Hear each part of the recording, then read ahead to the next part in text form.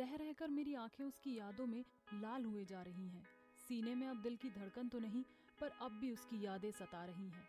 न जाने कितने वर्ष पहले ही मेरा रक्त ठंडा पड़ गया था, पर आज भी जब उसे याद करता हूँ तो मेरे बेजान दिल में हलचल होने लगती है। आज भी मेरे रोम रोम में मेरा प्यार जीवित है। मेरे समुदाय में लोग कहते हैं कि आज मैं इतना शक्तिशाली हूँ तो मेरे प्यार की वजह से, पर मेरा प्यार ही आज मेरे पास नहीं है। मैं आज न जाने हजारों वर्षों से इस शरीर का बोझ झेल रहा हूँ, बस उस प्यार के लिए जो मुझे नसीब नहीं हुआ। आज भी मुझे वो दिन याद है। आज से 1000 वर्ष पहले मैं इसी जगह, जहाँ आज बड़ी बड़ी इमारतें हैं, वहाँ एक घनघोर जंगल हुआ करता था। मेरा काम था जंगलों से लकड़ियों को एकत्र करके उन्हें बाजार में बेचना। इन्हीं जंगलों की वादियों में घूमता और इन्हीं जंगलों के प्राणियों के साथ खेलता। वक्त शांतिपूर्ण और मजेदार था, पर वक्त को यह मंजूर नहीं था। एक दिन मैं जंगलों में सूखी लकड़ी एकत्र कर रहा था कि मैंने पायल की आवाज सुनी। ऐसा लगा जैसे वो पायल की आवाज मुझे अपनी ओर बुला रही है। मैं उस पायल की आवाज की ओर धीरे धीरे मंत्रमुग्ध होकर बढ़ने लगा। जैसे मैं उसके करीब जाता, वो पायल की आवाज तेज होती जा रही थी। मैं उस पायल की आवाज के बहुत करीब पहुंच गया तो एक झाड़ की ओट में छुपकर देखने लगा। पीछे से देखा तो खुले हुए लंबे काले बाल जो कि उसकी कमर तक थे, पीछे से उसकी धीमी चाल जैसे हिरनी की तरह चल रही थी। हाथों में कंगन। मुझे एक बार उसके चेहरे की झलक देखनी थी।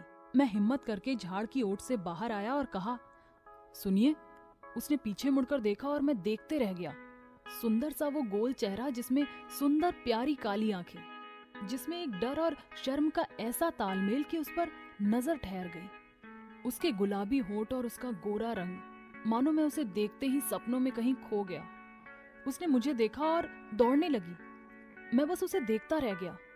उन्हीं वादियों में न जाने कहां वो ओझल हो गई। मैं पूरा दिन उसकी यादों में बेचैन रहा। रह रहकर उसका वो मासूम चेहरा मेरी आंखों के सामने आता और मेरा मन उसे देखने के लिए तड़प जाता। मैंने अगले दिन तड़के उठकर लकड़ियों को बटोर लिया। मैं जल्दी से उसी जगह उसकी राह देखने लगा कि वो कब आएगी और मैं उसकी एक झलक देख पाऊंगा।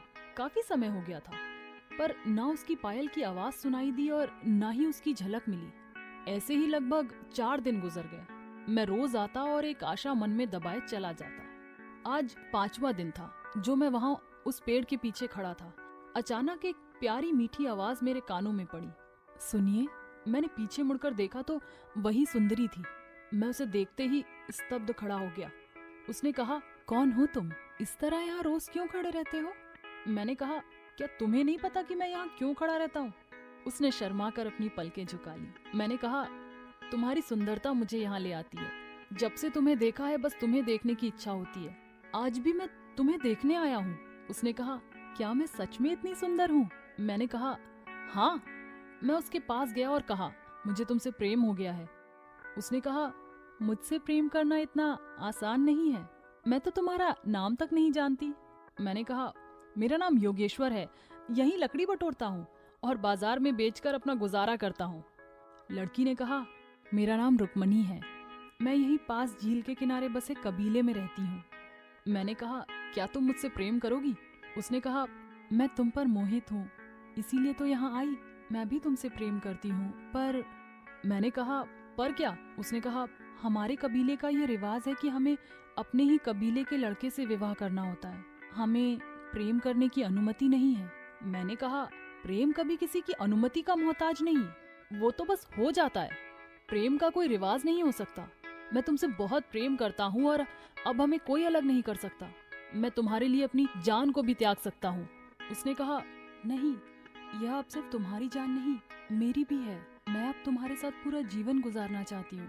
वो ये कहकर मुझसे लिपट गई। दिन पर दिन गुजरने लगे और हम रोजाना मिलने लगे। पहाड़ों, झरनों और इन वादियों में हम घूमने लगे। यह सभी हमारे प्रेम के साक्षी थे। हम बहुत खुशी खुशी अपना जीवन व्यतीत कर रहे थे। पर कहते हैं ना कि खुशियां ज्यादा दिन तक नहीं रहती, वैसा ही एक दिन हमारे लिए भी तय था। हम रोजाना की तरह झरने के पास बैठे हुए अपने सपनों को संजो रहे थे कि अचानक कुछ लोगों ने आकर हमें घेर लिया। मेरी आंखें डरकर उन्हें देखने लगी। रुक्मणी ने चिल्लाते हुए कहा, तुम भाग जाओ। पर मैं उसे छोड़कर कैसे भाग सकता था? पलक झपकते ही उन्होंने मुझे धर दबोचा। मुझसे कुछ कहे बगैर मुझे पीटने लगे। पीट पीट कर मेरा हाल बेहाल कर दिया था। कबीले के मुखिया ने कहा, इन्होंने वो अपराध किया है जो आज तक हमारे कबीले में किसी ने नहीं किया। उन्होंने रुक्मणी से कहा, तुमने हमारे रिवाजों को तोड़ा है, तुम्हें इसकी वो सजा मिलेगी जिसे देखकर कबीले में कोई लड़की इस तरह का अपराध कभी नहीं करेगी। तुम्हें इस अपराध में फंसाने वाले इस लड़के को भी वही सजा मिलेगी। मुखिया ने कहा, फेंक दो इन दोनों को इस झरने से। हम दोनों चिल्लाते रहे, जीवन की भीख मांगते रहे, पर उन्होंने नहीं सुना। हम दोनों को एक साथ उस झरने में फेंक दिया। रुक्मणी का सिर एक चट्टान से टकराया और उसने जगह पर ही मेरे सामने दम तोड़ दिया। मैं सामने ही अंतिम सांसें ले रहा था। मेरे सामने ही मेरी प्रेमिका मृत अवस्था में पड़ी हुई थी।